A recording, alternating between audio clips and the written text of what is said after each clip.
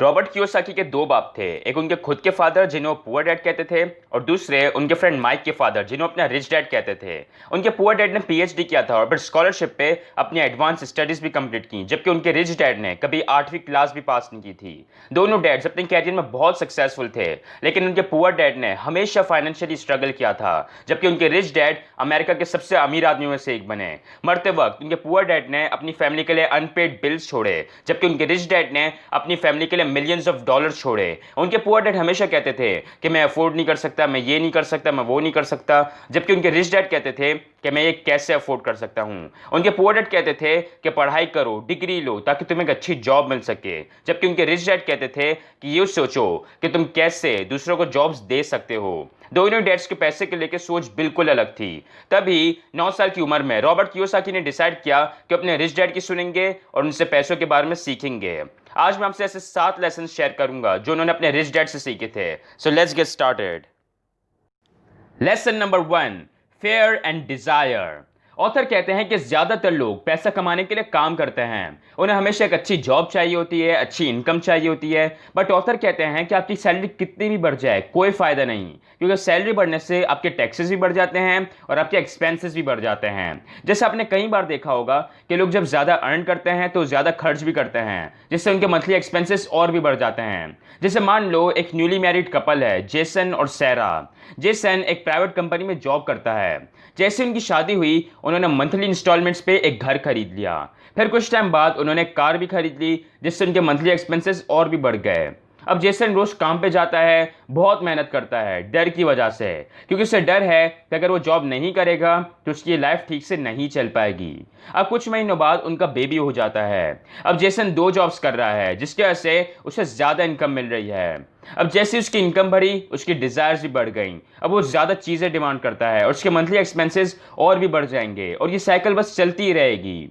लोग इन 2 इमोशंस की वजह से सारी जिंदगी काम करते हैं, फेयर और डिजायर। लोग इन 2 इमोशंस की वजह से सारी जिंदगी काम करते हैं और ऑथर इसी को रैट रेस कहते हैं। अगर आप भी मैक्सिमम लोगों की तरह अपनी पूरी इनकम खर्च कर देते हो तो आप कभी रिच नहीं बन सकते, और फिर चाहे आपकी इनकम कितनी भी बढ़ जाए कोई फायदा नहीं। इसलिए सॉल्यूशन बस एक ही है कि आप उस एडिशनल इनकम को इन्वेस्ट करो, जो हम नेक्स्ट लेसन में सीखेंगे। Lesson number 2, assets and liabilities.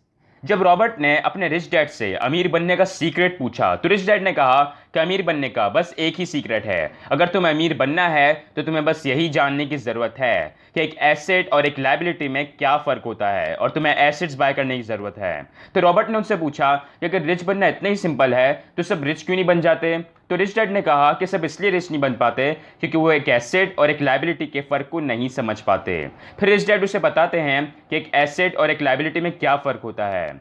Asset वो चीज होती है जिससे आपके पास पैसे आते हैं, जैसे आपने घर खरीदा और उसे रेंट पे दे दिया, अब हर महीने आपको उस घर का रेंट मिल रहा है, तो ये एक एसेट हुआ। लायबिलिटी वो चीज होती है जो आपसे पैसे लेती है, जैसे आपने घर खरीदा और उसे पर्सनली यूज किया, अब हर महीने आपको उसका electricity bill, gas bill, property tax, maintenance cost, ये सारे एक्सपेंसेस पूरे करने पड़ेंगे, तो ये एक लायबिलिटी हुई। अब बहुत से लोग जॉब करते हैं और पैसा कमाते हैं, लेकिन इसका यह मतलब नहीं कि वो जॉब एक एसेट है।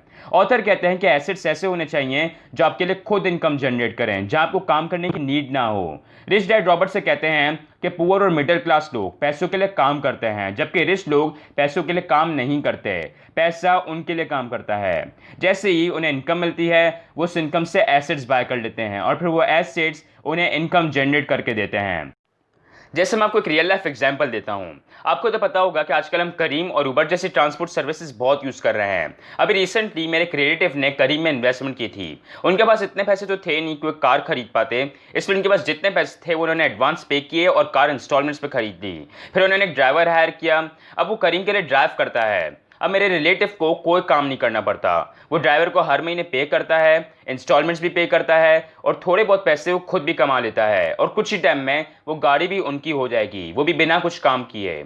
मोस्टली हमारा ये होता है कि जब पुअर के पास इनकम आती है तो उस इनकम को एक्सपेंसेस के लिए यूज करता है, जैसे फूड्स, बिल्स, टैक्सेस, और फिर एसेट्स के लिए कुछ नहीं बचता।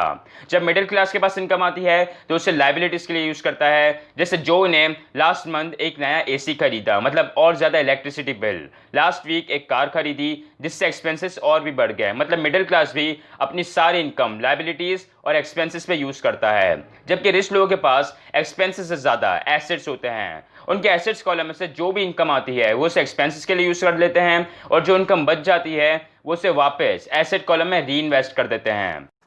फॉर एग्जाम्पल, जूलिया ने अपनी कुछ प्रॉपर्टीज रेंट पे दी हुई हैं, उसे महीने के 1 लाख रुपए मिलते हैं, जबकि उसके मंथली एक्सपेंसेस 50,000 हैं। तो बचे हुए 50,000 से वो वापस एसेट्स बाय कर लेगी और रिच लोग यही करके और ज़्यादा रिच होते जा रहे हैं। एसेट्स किसी भी फॉर्म में हो सकते हैं, चाहे आप रियल एस्टेट बाय करें, स्टॉक्स, बॉन्ड्स या फिर कोई भी बिजनेस जहां आपको काम करने की नीड ना हो।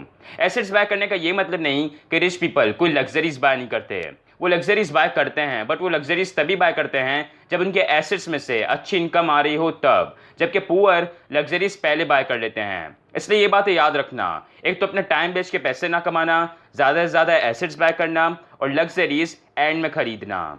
Lesson number 3, mind your own business.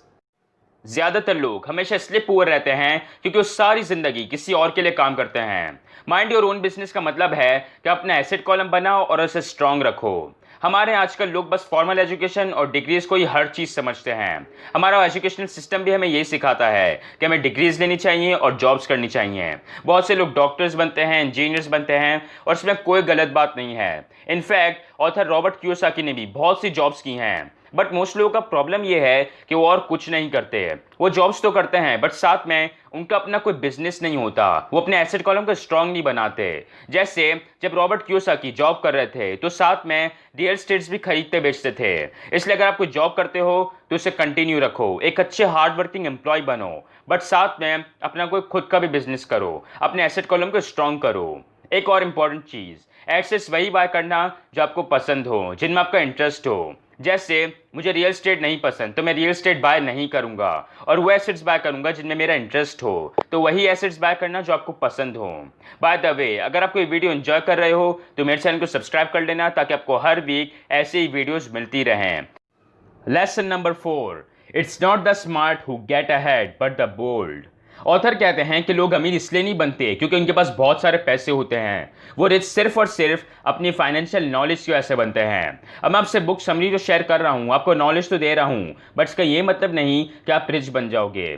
आप तब तक रिच नहीं बन सकते जब तक आप इस नॉलेज को यूज नहीं करते। बहुत से लोगों के पास नॉलेज तो होती है बट वो कभी उस नॉलेज को यूज ही नहीं करते, उस पर एक्शन नहीं लेते।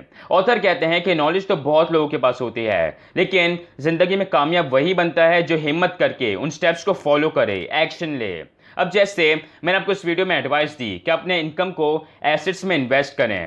अब आप में से कितने कम लोग इस एडवाइस को फॉलो करेंगे, और चांस है कि वही थोड़े बहुत लोग आगे जाके रिच बनेंगे। बहुत से लोग एक्शन इसलिए नहीं लेते क्योंकि कहते हैं कि उनके पैसे डूब जाएंगे। बहुत से लोग कहेंगे कि यार मेरी एक फैमिली है, मैं रिस्क लेना अफोर्ड नहीं कर सकता, या बहुत से लोग ये भी कहते हैं कि मेरे पास इन्वेस्ट करने के लिए पैसे ही नहीं है। तो मैं आपको बता दूं कि ऑथर ने बहुत ही रिस्की इन्वेस्टमेंट्स किए हुए हैं, ऐसे इन्वेस्टमेंट्स जब उनके बैंक अकाउंट में एक भी पैसा नहीं था। ऑथर कहते हैं कि पैसे लाने के बहुत से तरीके हैं, बस आपको पता होना चाहिए कि कैसे।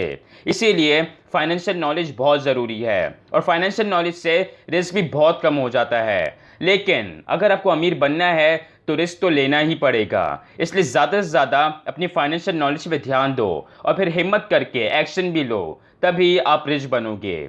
Lesson number 5, work to learn. Graduation करने के बाद ऑथर रॉबर्ट कियोसाकी को स्टैंडर्ड ऑयल ऑफ कैलिफोर्निया में जॉब मिल गई, जहां वो साल के $42,000 अर्न कर रहे थे। उनके पुअर डैड बहुत खुश थे। उनके पुअर डैड चाहते थे कि रॉबर्ट एक हाई पेइंग जॉब में सेटल हो जाए, जबकि उनके रिच डैड कहते थे कि कभी भी पैसों के लिए काम मत करना, हमेशा सीखने के लिए काम किया करो। रॉबर्ट कियोसाकी ने 6 महीने बाद वो जॉब छोड़ दी और वो मरीन कॉर्प्स में चले गए ताकि वो वहां जाके कुछ सीख सकें। उनके रिच डैड बहुत खुश थे, जबकि उनके पुअर डैड बहुत गुस्से में थे। उनके पुअर डैड कहते थे कि तुम्हें किसी एक फील्ड या एक सब्जेक्ट को मास्टर करना चाहिए, और ये सही भी है, लेकिन साथ ही आपको नए नए स्किल्स भी सीखने चाहिए। जैसे मान लो मेरा एक यूट्यूब चैनल है जो मैंने बहुत ग्रो कर लिया है, मैंने यूट्यूब को अच्छे से मास्टर कर लिया है। अब अचानक एक दिन यूट्यूब मेरा चैनल बंद कर देता है या फिर यूट्यूब भी बंद हो जाता है तो मेरा तो सब कुछ चला जाएगा। इसलिए ज़रूरी है कि मैं दूसरी चीज़ें भी सीखूं, जैसे यूट्यूब के साथ साथ फेसबुक, इंस्टाग्राम और दूसरे सोशल मीडिया प्लेटफॉर्म्स को मास्टर करूं, अपनी खुद की वेबसाइट बिल्ड करूं। रिच डैड लर्निंग को बहुत इंपॉर्टेंट मानते थे। रॉबर्ट कियोसाकी रिच डैड की मीटिंग्स के वक्त उनके साथ बैठे थे ताकि उनसे कुछ सीख सकें। एक बार रॉबर्ट कियोसाकी एक स्पीकिंग इवेंट में गए थे। इवेंट के बाद एक फीमेल रिपोर्टर ने उनका इंटरव्यू लिया। उस रिपोर्टर ने ऑथर से कहा कि वो भी एक दिन उनकी तरह बेस्ट सेलिंग ऑथर बनना चाहती है। तो रॉबर्ट कियोसाकी ने उस रिपोर्टर के कुछ आर्टिकल्स पढ़े और वो उन्हें बहुत पसंद आए। ऑथर ने उस रिपोर्टर से पूछा कि किस चीज़ ने उसे रोका हुआ है। तो रिपोर्टर ने कहा, पता नहीं, सबको मेरे आर्टिकल्स इतने पसंद आते हैं बट कुछ हो ही नहीं रहा। बट रिपोर्टर ने ऑथर से एडवाइस मांगी। तो रॉबर्ट कियोसाकी ने रिपोर्टर से कहा कि उसे कुछ सेल्स ट्रेनिंग कोर्सेज लेने चाहिए। ये सुन के रिपोर्टर को बहुत गुस्सा आया और उसने रॉबर्ट कियोसाकी से कहा कि मेरे पास एक मास्टर्स डिग्री है, मैं एक प्रोफेशनल हूँ और आप चाहते हैं कि मैं सेल्समैन बन जाऊँ। तो ऑथर ने अपनी बेस्ट सेलिंग बुक उठाई और कहा कि ये देखो, ये एक बेस्ट सेलिंग बुक है, ना कि बेस्ट राइटिंग बुक। इसलिए लर्निंग पे ज़्यादा से ज़्यादा ध्यान दो। फाइंड करो कि आपको क्या स्किल्स सीखने की ज़रूरत है और फिर उन स्किल्स को सीखो। लेसन नंबर 6, पे योर सेल्फ फर्स्ट। पे योर सेल्फ फर्स्ट का मतलब है कि आप अपने आप को हमेशा सबसे पहले पे क्या करो, मतलब वो इनकम जिससे आप एसेट्स बाय करोगे और फिर जो बच जाए उससे बाकी एक्सपेंसेस पूरे करो। तो रॉबर्ट ने रिच डैड से पूछा कि अगर हमारे पास इतने पैसे ना हो तो क्या करें। तो रिच डैड ने कहा कि चाहे कुछ भी हो जाए, हमेशा एसेट्स के लिए इनकम पहले निकालो और फिर जब आपके ऊपर एक्सपेंसेस का प्रेशर आएगा तो आप किसी ना किसी तरह पैसे कमा लोगे और एडजस्ट कर लोगे, बट हमेशा एसेट्स के लिए इनकम पहले निकालो। Lesson number 7, give and you shall receive. Rich dad हमेशा एक चीज़ में मानते थे कि अगर आपको कोई चीज़ चाहिए तो पहले आप वो चीज़ दो। जैसे जब भी रिच डैड को पैसे की नीड होती थी तो किसी और की हेल्प करते थे। जब रॉबर्ट कियोसाकी को पैसों की नीड होती थी तो किसी और की मदद करते थे। जब उन्हें सेल्स की नीड होती थी तो किसी और की सेल्स करने में मदद करते थे। इसलिए अगर आपको कुछ भी चाहिए तो पहले आप वो चीज़ दो। तो फ्रेंड्स, अगर आपको बेस्ट सेलिंग बुक बाय करनी हो जिसके लोगों ने भी बहुत अच्छे रिव्यूज़ दिए हैं तो आप डिस्क्रिप्शन में दिए हुए लिंक से बाय कर सकते हो। साथ ही अगर आपको वीडियो पसंद आई तो लाइक कर देना and subscribe for videos every week. Good bye.